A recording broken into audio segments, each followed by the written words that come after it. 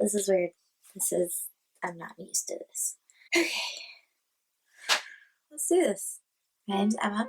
I'm a licensed hairstylist, and I want to show you all some tips and tricks on how to accomplish salon-worthy hair at home. Often after I finish a service, I use my handy dandy straightener to curl hair, and I hear all the time about how my clients wish they knew how to do that at home.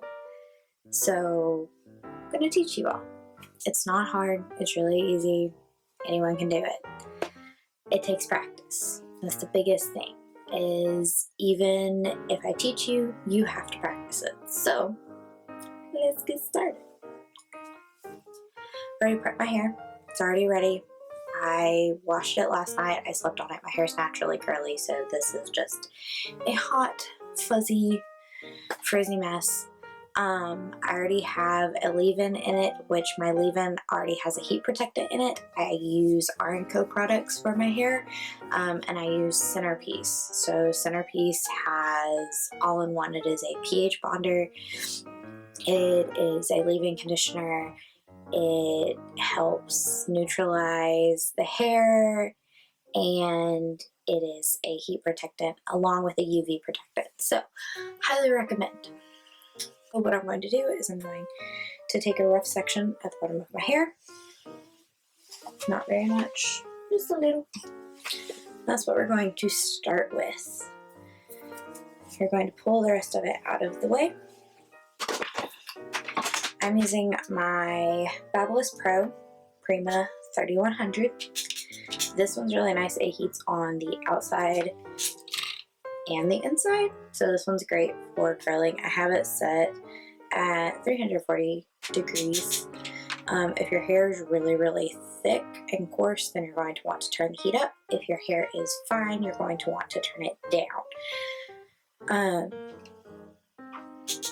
This one I love, but it's also really expensive, so you can do this with any straightener. I have a Paul Mitchell straightener that I use sometimes. This one's just my favorite. So to get started, you're going to take a small section of hair. You don't want it to be any wider than your straightener. So whenever I say wider, if I were to place my straightener right on top of the hair, you're not going to be able to see it. You're going to take it up towards the root. You're going to turn it once, pull it down, and then you will curl it around. That's it. I'll take another section. And I like to alternate my curls, so this last time I went backwards, and this time I'm going to go forward. Flip it around once, and pull. I keep looking at the monitor because I don't have a mirror right behind me. So I'm going to finish doing these few sections, this last little bit of hair, and then I'll show you what to do on the next section.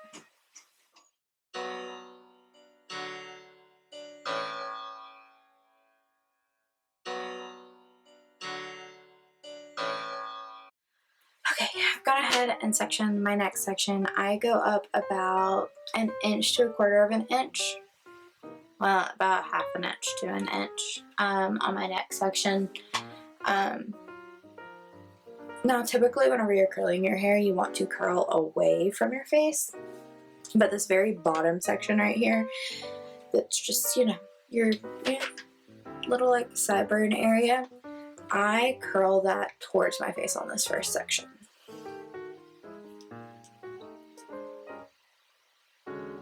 Now, one thing to keep in mind is the slower you go with your curling iron, the more tight your curl is going to be. So, section.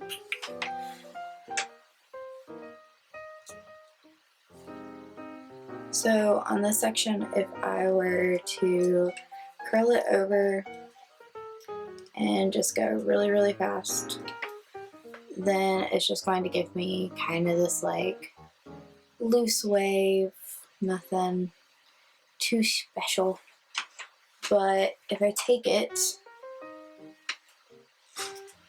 and I flip it and I go pretty slowly, then my curl is going to curl up a lot more. It's going to be a pretty tight curl.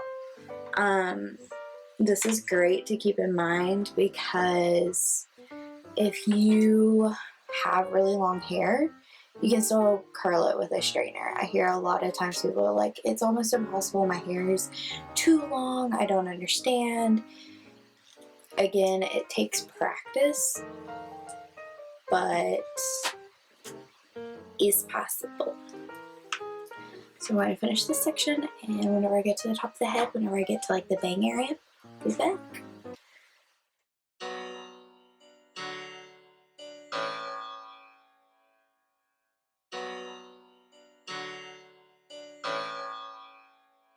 So I'm back. I am about 3/4 of the way through my hair. I have maybe about 2 to 3 more sections left. One thing to keep in mind whenever you start getting higher on the hair is whenever you want to start curling away from your face. This is going to help open up your face a little bit more. It's going to give you those pretty curls that just kind of lay along your face and make you look all pretty and just like a movie star. So I like to not only alternate my curls every section I do, like every curl, I like to also alternate every section I do. So for this section down below it, I had just curled forward, so I'm going to curl away from my face. And then this back one, I'm going to curl towards my face. And then so on and so forth with all of them.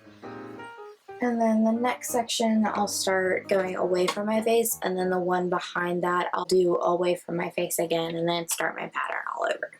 So with this section of hair, like I said, I like to keep a pattern going, so I'm going to start with curling away from my face.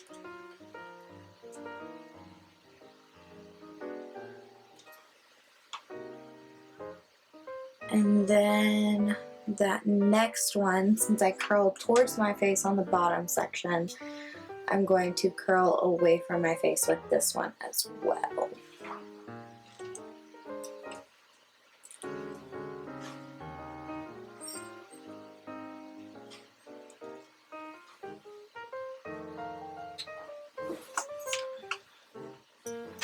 Sometimes it doesn't always curl right. Sometimes you have a stubborn piece and it doesn't want to do what you're trying to force it to do. Here we go.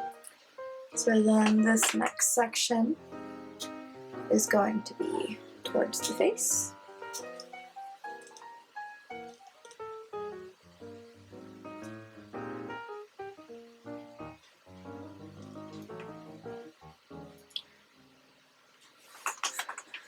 And then away from the face. And you're just going to keep this up throughout the rest of your head. You don't want to brush your curls out too early. If you brush them out too early after or before they've had time to really cool down, then you're just going to pull out all the curl that you just spent all this time trying to put in. So wait until the very end after you've sprayed it with a little bit of hairspray, and then go through and just comb it out with your fingers. Hi guys, I am back. This is the finished product, finished result. These are my curls after I've already brushed them out, combed them out, sprayed them with everything. Unfortunately my camera died, so different angle, different everything right now. But the hairspray I used was the Kinrad 25. This is a strong hold. You don't need a ton of it. It works very well. Next, I sprayed a little bit of the Death Valley dry shampoo in my hair. The biggest thing to remember with dry shampoo is that it is to be used more or less as a deodorant for your hair. So you don't use deodorant when you need it, you use deodorant as a preventative. So this is a preventative for oil. It doesn't get rid of oil once you already have it. Dry shampoo is meant to stop the production or to hold off the production a little bit longer, not fix what's already been produced, if that makes sense. Last but not least, I used the Olaplex number 7 bonding oil. This is amazing, especially if you have blonde hair or you color your hair or you have heat damage. This helps reseal and reconnect those bonds. I just love this stuff. And if you have curly hair or naturally dry hair, I also recommend using this just on a daily basis through your mids to ends. And that is it. I hope you guys found this video helpful. If you did, let me know. And if you want to see more content, let me know what you will want to see. If you want to see different styling videos, like I've mentioned, I have really curly hair. I specialize in curly hair. So all my curly haired girls, if you want a video on different curly techniques for how to style and get the best result with your curls, from the shampoo to what products and how to apply the products. And if you will also want a product knowledge, like if you guys want to know what products I like the best or I don't like and why, let me know. Thank you so much, and I'll see you soon. Bye.